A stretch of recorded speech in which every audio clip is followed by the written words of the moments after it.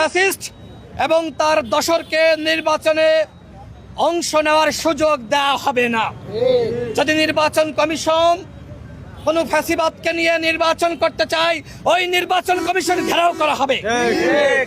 হাজলামি পাইছে নাকি? হ্যাঁ, ফ্যাসিবাদের বিরুদ্ধে লড়াই করলাম, ওই ফ্যাসিবাদের বিচার শেষ হলো না, আর ওরা টাকা দিয়ে পয়সা দিয়ে ওরা পেশি শক্তি দিয়ে আবারও নির্বাচনে আসবে। জনগণ বসে থাকবে না।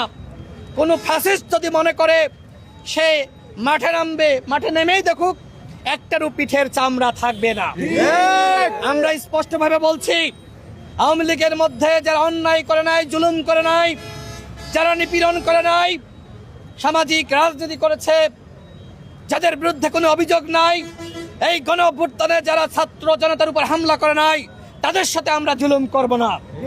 কিন্তু যে সকল জুলুমবাজ, যে সকল ফ্যাসিস্ট এবং তাদের দশররা যারা হামলার নির্দেশনা দিয়েছে, যারা আমার ভাইয়ের বুকে গুলি করার নির্দেশনা দিয়েছে, যারা আমার ভাইদেরকে রক্তাক্ত করেছে, যারা আমার ভাইদেরকে পঙ্গু করেছে, ওদের ঠিকানা এই বাংলাদেশে।